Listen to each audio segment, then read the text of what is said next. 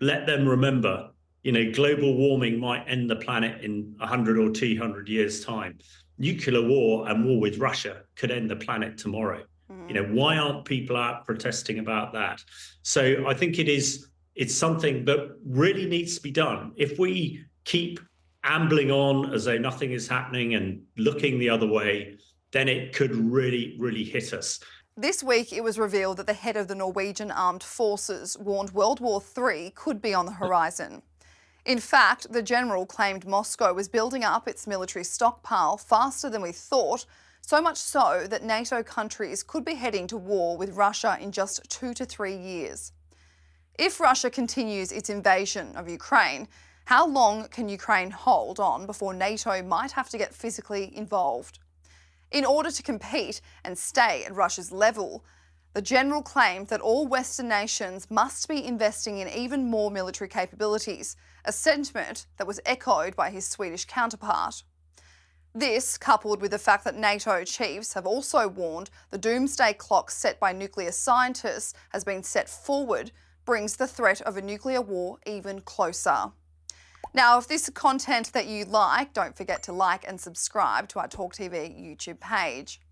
Joining me now to discuss all of this is former British Colonel Hamish de Bretton-Gordon. Hamish, thank you so much for your time today. Pleasure. Let's kick off plain and simple for the audience. What exactly is the Doomsday Clock and why was it adjusted this week? The Doomsday Clock originated in 1947 after the end of the Second World War and the beginning of what was termed the Cold War. And it gauges how close experts, nuclear experts around the world, believe we are to a nuclear confrontation, to Armageddon, if you like. And back in 1947, it was quite far apart. When the Soviet bloc disintegrated in 1991, it was 17 minutes away from midnight.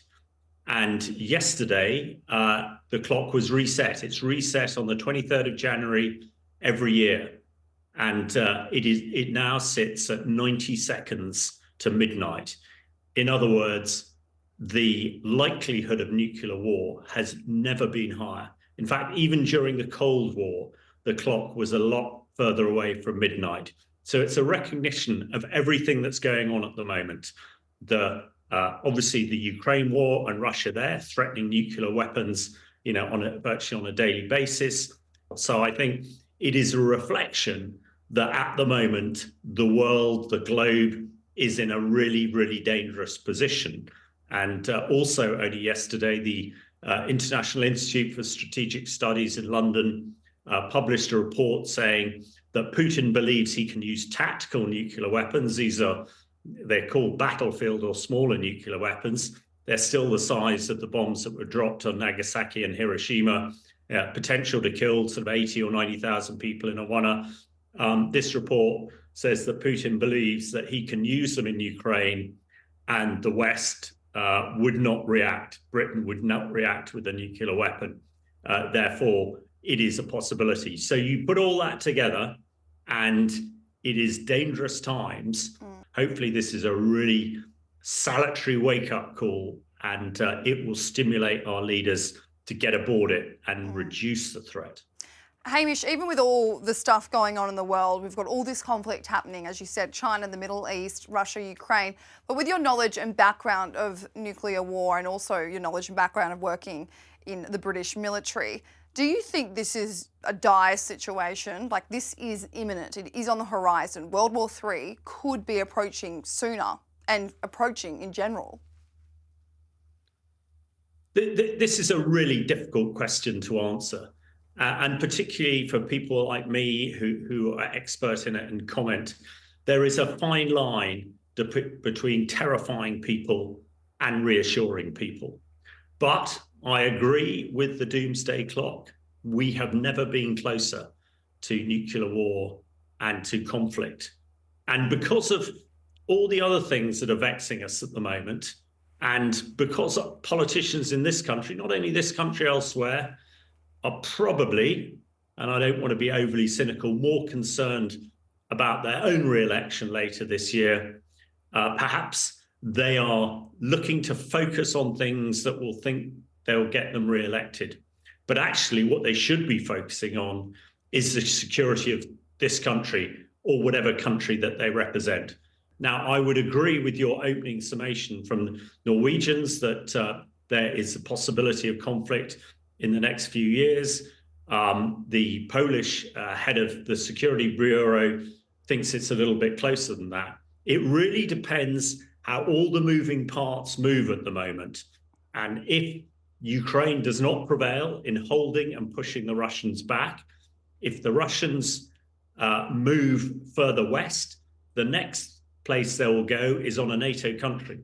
And if the Russians step into a NATO country, we all must react. It's called Article 5.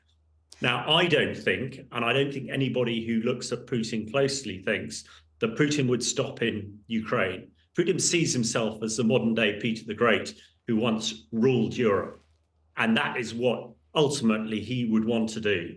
And again, in your opening gambit, you tell us how the Russians are building up their military. The Russians are fighting a total war. They have 600,000 soldiers alone in Ukraine. They're turning tanks out by the day, making tractor factories make tanks. Now, they've already lost 4,500 tanks in this conflict. Britain only has about 100 tanks. When I was a tank commander, when I joined 30 years ago, we had over 500. We had 3 times the size of soldiers. So yeah, it's a really salutary wake-up call that our politicians in this country and in NATO need to get a hold of. Because if they don't, everything else that's vexing us, could be horrifically irrelevant. Hamish, we're entering the 3rd year of the Russia-Ukraine war next month. And if Russia does win, they do kind of occupy Ukraine and NATO prepares to take on Russia. Is it clear that this will involve nuclear weapons? Well, let's hope not. The trouble is, of course, is that I think the only way that Putin is going to take Ukraine is probably by using what we call these tactical nuclear weapons. That I have seen nothing of his forces on the ground to suggest that they can actually take the whole of Ukraine. Especially if countries like the UK and other NATO countries, and most especially the US, keep the ammunition going. So yeah, and if Russia does use nuclear weapons, I think that if they're local nuclear weapons, then NATO would respond with an overwhelming conventional force. But one of the challenges we have with nuclear proliferation at the moment in some pretty tyrannical countries like Iran and North Korea, when so many more people have nuclear weapons, the possibility for a misjudgment, a misunderstanding, or a mistake are that much higher. And when one looks in the history of nuclear weapons in the last 75 years, there have been a lot of mistakes and accidents. Thank God none of them have created a sort of nuclear war as such. But with more people having them, the chances are greater. So I think it's behest on everybody to do all they can to make sure it doesn't happen, because a nuclear war is really the end of the planet as we know it. If Russia leads the world in terms of the amount of nuclear weapons they have in its possession, but if NATO puts all of their stockpiles together, can it stand a chance against Russia, or does it, as you say, does it even matter because it would be the end of the world? Well, I think there are 2 things to look at here. First of all, even Putin, whatever his tyrannical thoughts, he is not stupid. And he doesn't want to end the planet in nuclear war, and nobody does. Now, I don't want to contradict myself. He might use smaller nuclear weapons to prevail in Ukraine, and that is a slightly different thing, I think.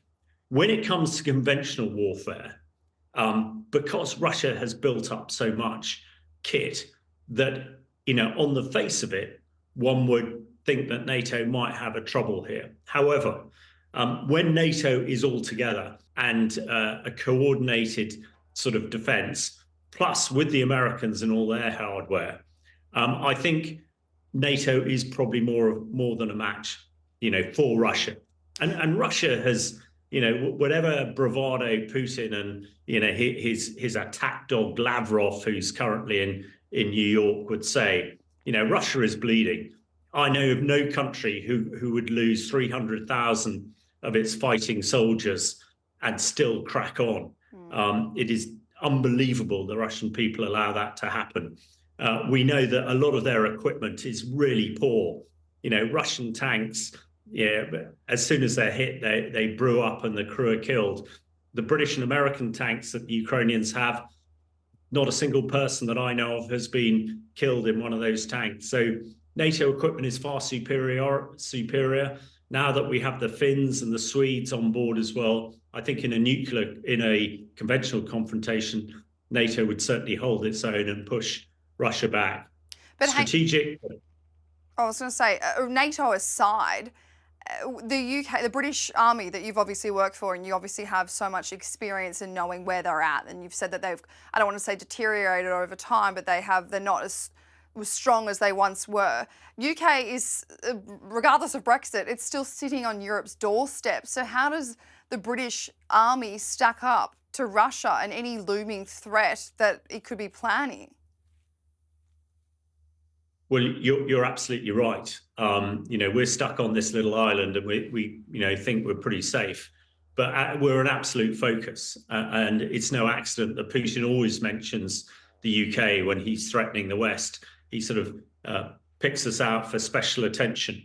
But as the Chief of the General Staff, Patrick Saunders, has said today, the British military has reached a size that is too small to really provide the deterrence that is required to protect this island. And it's something that our government and our next government need to get a hold of to make sure that we have a credible force. Because, again, as General Saunders said today, if we are engaged in a war with Russia, we are going to have to create a total war scenario. We are going to have conscription. We've got to get people into the military. Although everybody talks about technology and drones winning the day, again, as we've seen in Ukraine, tanks are still the king and queens of the battlefield, and manpower, the hundreds of thousands of Russian soldiers thrown into the meat grind of the front, is the only thing that keeping Russia in this particular fight. So it is a wake-up call that actually, Britain, and it's probably the same with the other European NATO countries, they need to look at their militaries and make sure they're up to it. Because, again, we need to show strength to Putin, otherwise he will keep going. And the last thing that everybody needs is war in Europe again. If the head of the Norwegian Armed Forces is correct and NATO does have to head to war in 2 to 3 years' time, will civilians have to be conscripted to fight? Yeah, this conscription issue is a hot issue at the moment. And it's probably, people are more concerned in this country after the speech today talking about conscription, they probably are about nuclear war. But it is ever thus. If this country and if NATO countries go to war with Russia, the whole country will be involved. We will have to turn our tractor factories into tank factories. The population will have to get involved, as they did in the Second World War. The late Queen Elizabeth II was conscripted and drove an ambulance in the Second World War. So absolutely, some of the skills required might be something different. The young kids who are so good at their techie games on the internet are exactly the sort of people that will be needed to fly the thousands, if not millions, of drones that we required to fight the Russians. But with only 70,000 people in the British Army at the moment, that will have to increase by 3 or 4 times the amount. And those people are only going to come from the men and women of this country. So it'll be the same across Europe. If there is a war with Russia in Europe, every citizen of Europe, every citizen of the UK will be involved directly or indirectly. It is insane to think that situation could be occurring 30, 40 years longer after the Vietnam War, when we saw so much uproar happening in especially Australia with conscription and the pushback, to think that that could happen again in this day and age where Brits are refusing to fight, which creates its own war within its own country. Well, that's right. I think it is a big wake-up call. People have not been focused. I mean, everybody watches the news, see what's happening in Ukraine, how dreadful it is. Everybody sees what's happening in Gaza and Israel and how dreadful that is, and other conflicts around the world. But what is happening in Ukraine at the moment and the way it is going is drawing us all in. And, I'm amazed. I support absolutely to my dying breath people's right to protest against things they don't agree with. All those young kids and old people who glue themselves to the M25 on the Stop Oil campaign, fantastic, good for them. But let them remember, global warming might end the planet in 100 or 200 years' time. Nuclear war and war with Russia could end the planet tomorrow. Why aren't people out protesting about that?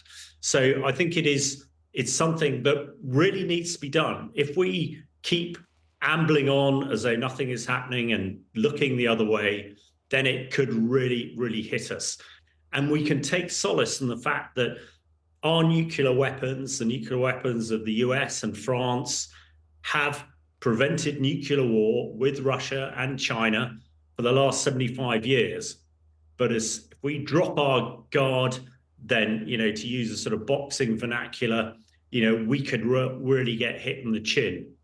And if we start worrying about what is happening, next year or in 10 or 100 years' time, rather than focusing on what is happening now, then we are going to be caught out. Quite frankly, if we don't face the threats of today, the threats of tomorrow and next week, just don't matter. Hey, Mr. Bretton-Gordon, thank you so much for your time today. Pleasure.